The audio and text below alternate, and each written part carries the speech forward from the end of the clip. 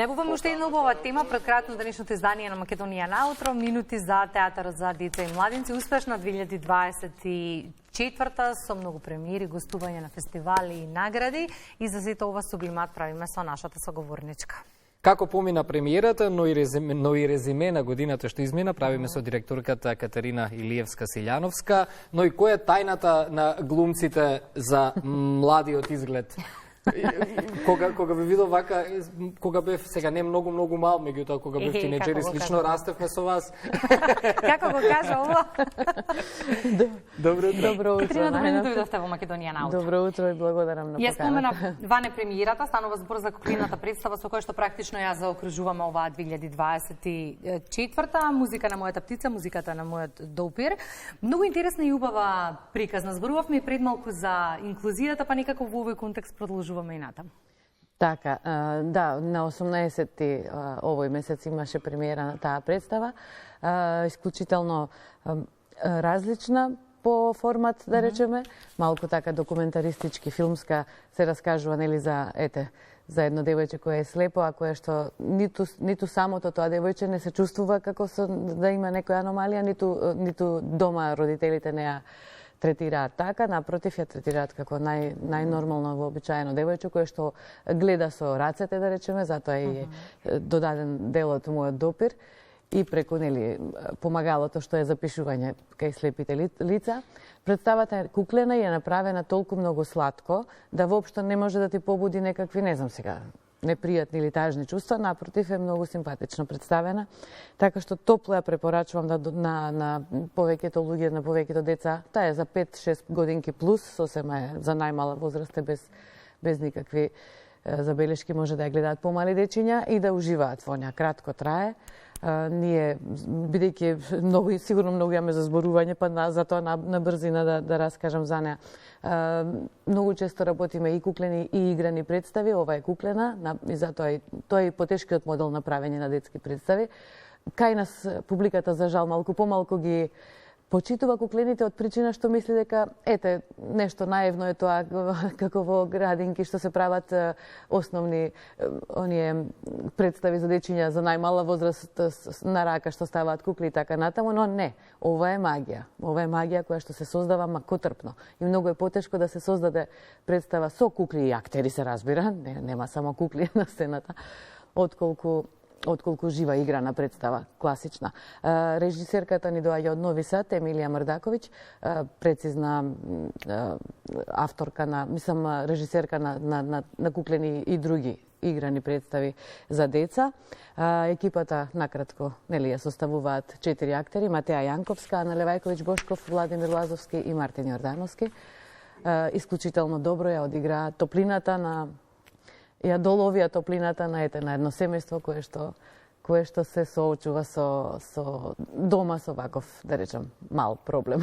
Мислам, мал или како и да го третираме, предизвик, да, секако. Премиера, втора изведба, вака слушајќи ви, со какви емоции зборувате, верувам дека од публиката го добивте посакуваниот фидбек. Втора изведба беше, синоќа, веќе првата реприза, со тоа што знаеме сите дека беа празници и имаше, нели, малку помалку луѓе од вообичаено заради Свети Никола вчера, јас каде и да бев вчера беше празно. Сите вчера славеа. Така, но не било празно, си била супер релативно полна и за овај репризата. Уште една реприза има до крајот на оваа година, на 27 декември, на истава представа. Всушност од 23 сега до заклучно со 29 ние секој ден имаме представи.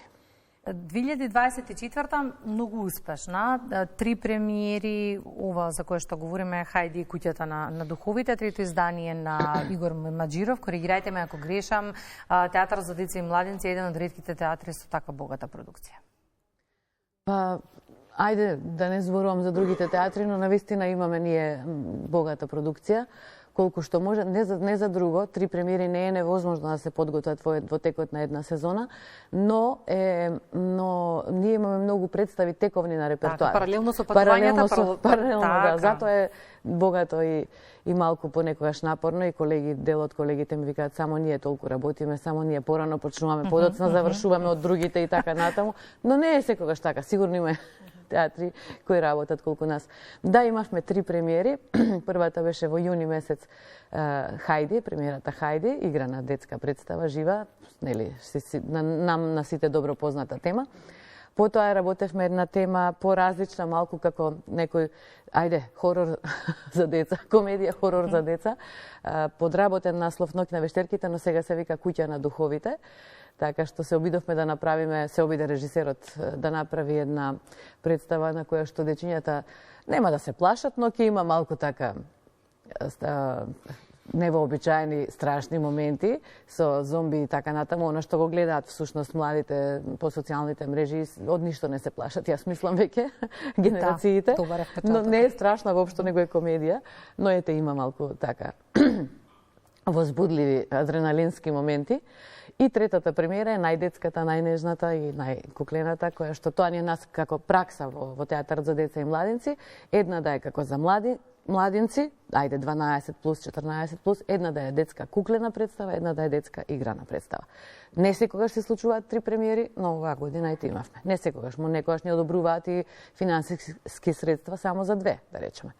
Но, како што споменавте, третото издание на Интернационалниот фестивал на детски театри, наречен Игор Маџиров, ми е посебна гордост мене и посебна радост. Тоа се случи во крајот на септември, почетокот, односно октомври, да, тој фестивал.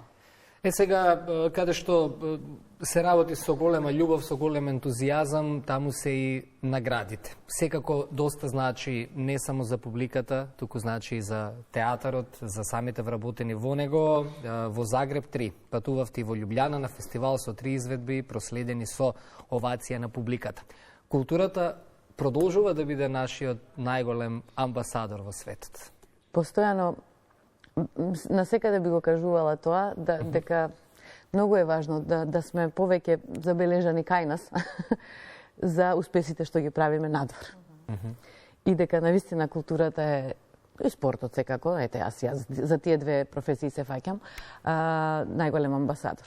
Да, имаме една представа која што ја направивме, чија што, да речам, година беше 2023-та, тоа е представата Роња од шведската авторка Астрид Линдгрен. Со неја направивме навистина, можам слободно да кажам, без да ми се налути било кој ремек дело од детска представа, куклена представа. Секаде каде и да одиме, освојуваме награди. 2023 прво, а сега бидејќи зборуваме за 2024, да, имате право, во Загреб на фестивалот ПИФ, на кој што бевме поканети, мислам посебно, специјално, да бидеме нивни учесници, освоивме награда за колективна актерска игра, освои награда нашата главниот лик на таа представа Роња, која што игра Матеја Јанковска, и освоивме награда за сценографијата и за куклите.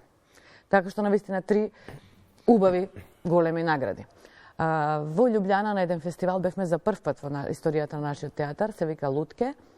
Тој фестивал е од ревијален карактер и таму не се добиваат награди, но 3 изведби имавме и трите беа проследени со аплаузи прекрасни и со одушевување, со радости.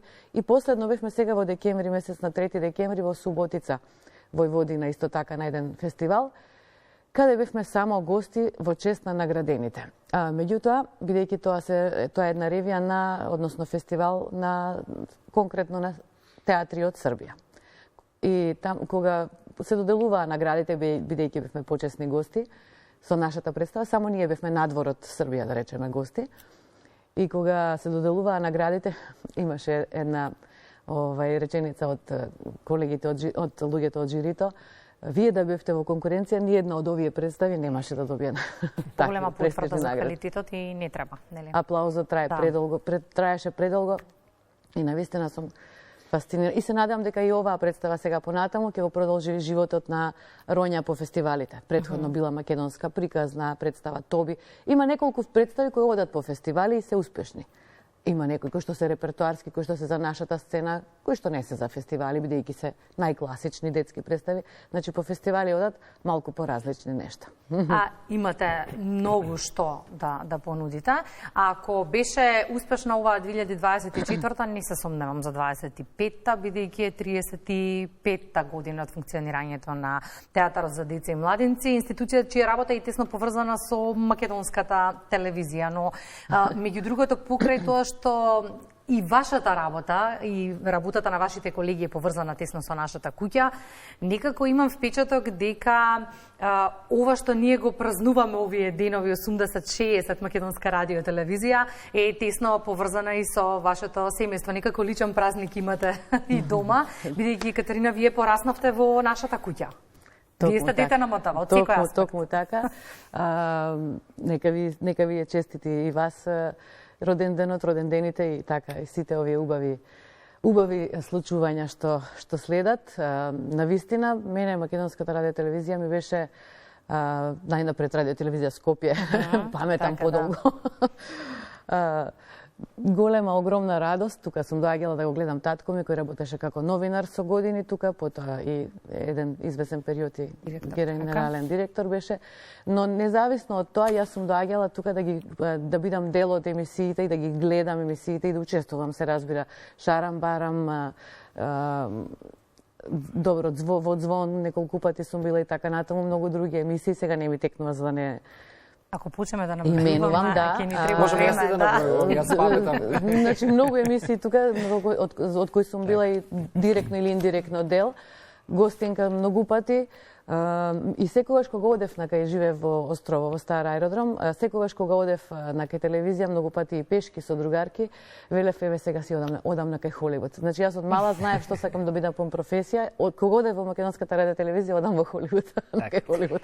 Благодариме за гостувањето во Македонија. Да, видово станав должна за младешкиот изглед, ама ајде друг пат.